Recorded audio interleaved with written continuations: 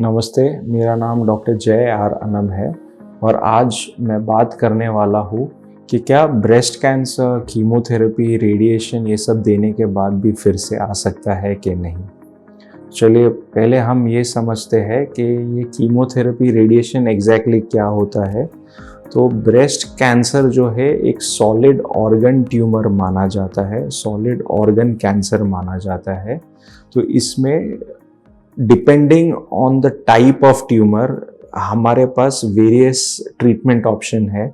Surgery हमेशा रहता है, कीमोथेरेपी है हमारे पास, रेडिएशन थेरेपी है, हार्मोनल ट्रीटमेंट है और अभी अभी इम्यूनोथेरेपी भी शुरू किया गया है। बट जो बेसिक ट्रीटमेंट रहता है वो मिक्स्ड रहता है कि सर्जरी भी करना है उसके बाद या उसके पहले कीमोथेरेपी देते हैं, उसके बाद लास्ट में रेडिएशन देते हैं और अगर कुछ मेटास्टेसिस या कुछ यानी कि फैला हुआ कैंसर है तो इम्यूनोथेरेपी वगैरह का रोल आ जाता है। तो सबसे पहले मैं आपको ये बताना चाहूँगा कि ब्रेस्ट कैंसर ही नहीं, बॉडी में कोई भी कैंसर हो वो फिर से आ ही सकता है और ये आने के रिस्क को कम करने के लिए ही हम पेशेंट को ऑपरेशन के बाद या ऑपरेशन के पहले कीमोथेरेपी एडवाइस करते हैं, ऑपरेशन के बाद रेडिएशन थेरेपी एडवाइस करते हैं। जहाँ इंडिकेटेड है वहाँ पे हम पेशेंट्स को हार्मोनल ट्रीटमेंट भी देते हैं। ये इसीलिए दिया जाता है ताकि कैंसर फिर से आने का रिस्क कम हो जाए। ये मैं नहीं कह रहा हूँ, ये प्रूवन है, हमारे पास इनफ डेटा है ये कहने के लिए।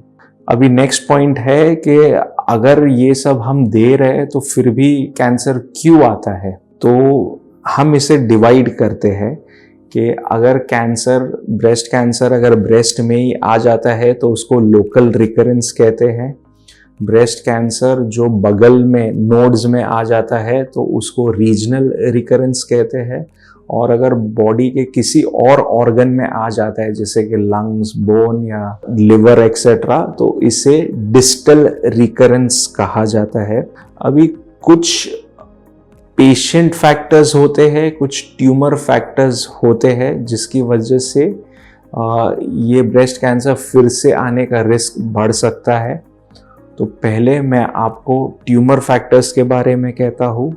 अगर ट्यूमर का ग्रेड जितना हायर है उतना कैंसर फिर से आने का रिस्क रहता है। जैसे कि ग्रेड 3 ट्यूमर है वो, उसमें कैंसर फिर से आने का रिस्क ज़्यादा रहता है। अगर कैंसर का स्टेज हायर है तो वो कैंसर फिर से आने का रिस्क भी ज़्यादा रहता है, इसलिए स्टेज हायर है तो हम ट्रीटमेंट भी एस्केलेट करते हैं। हम 6 की जगह 8 कीमोथेरेपी देते हैं, हम रेडिएशन थेरेपी भी ऐड करते हैं ताकि ये रेट कम हो जाए, रिकरेंस आने का मात्रा कम हो जाए। फिर अगर जब ऑपरेशन हुआ है और अगर वो ट्यूमर मार्जिन पे भी प्रेजेंट है, यानी कि ऑपरेशन के वक्त अगर सेफ मार्जिन नहीं ली गई है तो फिर भी कैंसर फिर से आने का रिस्क बहुत ज़्यादा बढ़ जाता है। ये रिस्क को कम करने के लिए हम बहुत बार रीसर्जरी करते हैं और वो मार्जिन रिवाइज करते हैं, या तो फिर कुछ केसेस में सिर्फ रेडिएशन दिया जाता है। अभी आइए पेशेंट रिलेटेड फैक्टर्स क्या है वो जानते हैं जिससे कि कैंसर का रिस्क बढ़ सकता है। तो नंबर 1, अगर पेशेंट ने उसको प्रिस्क्राइब किया हुआ ट्रीटमेंट पूरा नहीं किया है तो कैंसर फिर से आने का रिस्क बढ़ जाता है। नंबर 2 जो है कि पेशेंट एक अनहेल्दी लाइफस्टाइल लीड कर रहे हैं तो उससे भी कैंसर फिर से आने का रिस्क बढ़ जाता है। ये अभी प्रूवन है कि अगर पोस्ट मीनोपॉजल स्थिति में अगर लेडी का वज़न बढ़ जाता है तो कैंसर फिर से आने का रिस्क भी बढ़ जाता है। यानी कि पोस्ट मीनोपॉजल ओबेसिटी और gain in weight is a known risk factor for recurrence of breast cancer. Number 3 patient related है कि हम अगर रूटीनली एक्सरसाइज नहीं करते, at least 75 minutes to 150 minutes of brisk walk over weeks time, या तो फिर हम हेल्दी डाइट नहीं खाते हैं तो कैंसर फिर से आने का रिस्क बढ़ सकता है।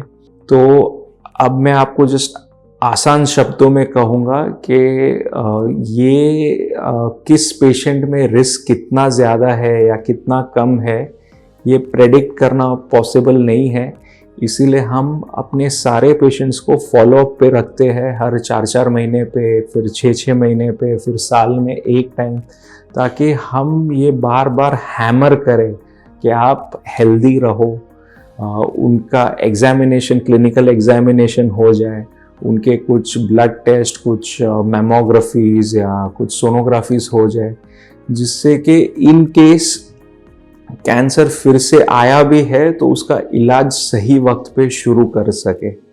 तो अगर आपको इस टॉपिक पे कुछ भी डाउट्स है तो आप नीचे कमेंट सेक्शन में लिख सकते हैं, मैं या मेरी टीम आपको संपर्क ज़रूर करेंगे। Thank you.